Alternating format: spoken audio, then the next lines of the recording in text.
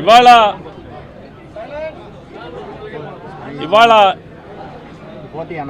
ఈ 9 మాసాల క్రితం ఈ రాష్ట్ర ప్రజలకి అలవి కాని హామీలనిచ్చి ప్రజలకి అరచేతిలో వైకుంఠం చూపించి ఇవాళ 143 హామీలు ఇచ్చి ఈ హామీల్ని గాలి కొదిలి ఎంత దిక్కుమాలిన ప్రభుత్వం అంటే హామీలు అమలు ఇచ్చేప్పుడు మాత్రం బరి తెగించి హామీలు ఇస్తారు. ఓట్లు వేయించుకుని అధికారంకి వచ్చిన తర్వాత ఇచ్చిన హామీలను చూస్తే భయం వేస్తుందంట, వెన్నులో వణుకు పుడుతుందంట. ఇంతకన్నా సిగ్గుమాలిన రాజకీయ నాయకులు ఈ ప్రపంచంలో ఎవడన్నా ఉంటాడా? ఇంతకన్నా సిగ్గుమాలిన చరిత్ర ఎవరికన్నా ఉంటుందా అని చెప్పి అంటున్నా. ఇవాళ ఆ మహనీయుడు స్వర్గీయ నందమూరి తారక రామారావు గారు పెట్టిన పార్టీని లాక్కుని గొప్ప ఆశయాలతో పెట్టి పేదవాళ్ళ కోసం పార్టీ పెట్టిన ఎన్టీ రామారావు గారి పార్టీని ఏ రకంగా ఈరోజు ఎంత అసహ్యంగా దాన్ని తయారు చేశాడు. రామారావు గారి పార్టీలు లాక్కుని ఆశయాలను లాక్కుని అవన్నీ తొంగలో తొక్కి రామారావుకు వెన్నుపోటు పొడిచినట్టుగానే ప్రజలకు కూడా ఇవాళ కసామని వెన్నుపోట్లు పొడుస్తూ ఇవాళ చంద్రబాబు నాయుడు గారి కుమారుడు ఇద్దరూ పొడిస్తే చాలదేమో అని చెప్పని మరొకరిని తోడుగా తెచ్చుకుని అతనికి ఒక కత్తిచ్చి జనాల్ని అదే పనిగా కసా వెన్నుపోట్లు పొడుస్తూ ఇవాళ 11 లక్షల మంది పేద మధ్యతరగతి వర్గాల విద్యార్థులు గొంతు కోసేటువంటి పరిస్థితి. 7,300 కోట్ల బకాయిలు చెల్లించకుండా కాలేజీలకి కట్టాల్సినటువంటి ఫీజు రీయింబర్స్మెంట్ కింద కట్టాల్సినటువంటి 7,300 కోట్ల రూపాయలు చెల్లించకుండా సిగ్గుమాలినతనంగా 2 బడ్జెట్లు ప్రవేశపెట్టి పేరు గొప్ప ఊరు దెబ్బ 3 లక్షల కోట్లు 4 లక్షల కోట్లు బడ్జెట్ పెట్టానని చెప్పని సంకల జబ్బలు జరుచుకుంటారు. కానీ దాంట్లో హామీలకి కేటాయింపులు ఉండవు.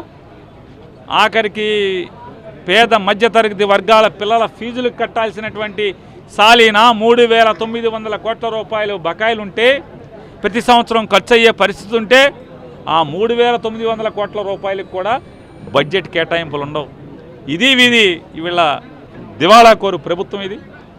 దీన్ని ఎలుగెత్తి చాటి వాళ్ళని నిరసన తెలియజేసి తద్వారా వాళ్ళ మీద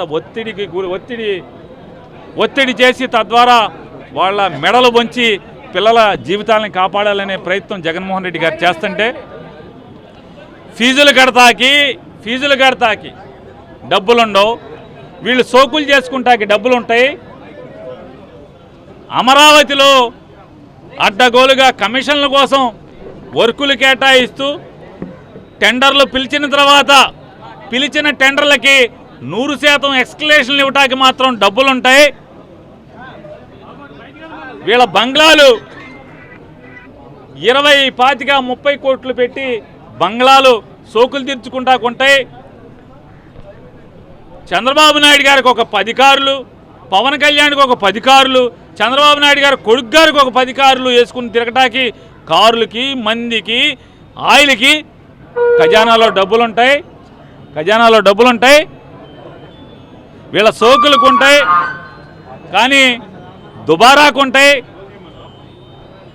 కాంట్రాక్టర్లకి బిల్లులు పే చేయడానికి డబ్బులుంటాయి కానీ వీళ్ళ కార్యకర్తలకి వర్కులు ఇచ్చి బిల్లులు పే చేయడానికి డబ్బులుంటాయి కానీ పేద పిల్లల ఫీజులు కడతాక మాత్రం మనసు రాదు.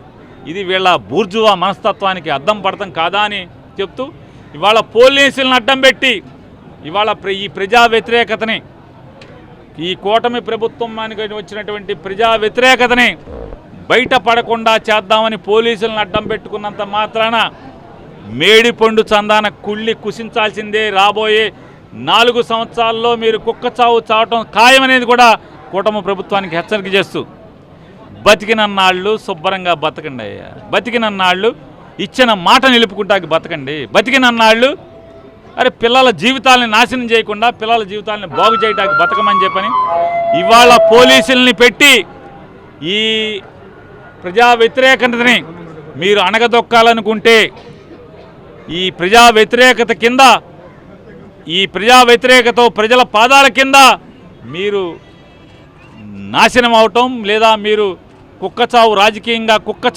చావటం ఖాయమనేది కూడా మీకు హెచ్చరిక చేస్తూ ఖచ్చితంగా మేము నువ్వు అరెస్టులు చేద్దామన్నా నీ ఇష్టం జైళ్ళు నింపటానికి కూడా మాతో జైళ్ళు నింపటానికి కూడా సిద్ధంగానే ఉన్నాం. కానీ ఇవాళ మా గొంతుని ఈ పేద ప్రజల కోసం 11 లక్షల మంది పేద విద్యార్థుల కోసం మేము ఎత్తే ఈ గొంతు నువ్వు ఏం చేసినా మా గొంతు నొక్కలేవని చెప్పినది కూడా చంద్రబాబు నాయుడికి పోలీస్ ద్వారా హెచ్చరిక చేస్తూ మేము కలెక్టర్ ఆఫీస్కి మేము శాంతియుతంగా ధర్నా చౌక్లో కలెక్టర్ ఆఫీస్కి కూడా కలెక్టరేట్ ముట్టడం చెప్పలేదు, మేము కలెక్టరేట్ ముట్టడం చెప్పలేదు, కలెక్టర్ని నిలదీస్తామని చెప్పలేదు, లేదా కలెక్టర్ ఆఫీస్ని ఏదో చేస్తామని చెప్పలేదు. శాంతియుతంగా ధర్నా చౌక్లో మేము ధర్నా చేస్తామని చెప్పాం. ధర్నా కూడా చేయకూడదంట, ధర్నా చేస్తే లోపలేస్తామని చెప్తున్నారు. నువ్వు ఏం చేస్తావో చేసుకో, లోపలేసుకుంటావో నీ ఇష్టం వచ్చింది చేసుకో, మా గొంతు మాత్రం నొక్కలేవనేది కూడా వారికి హెచ్చరికగా చెప్తూ మేము బయలుదేరుతున్నాం ఇక్కడి నుంచి.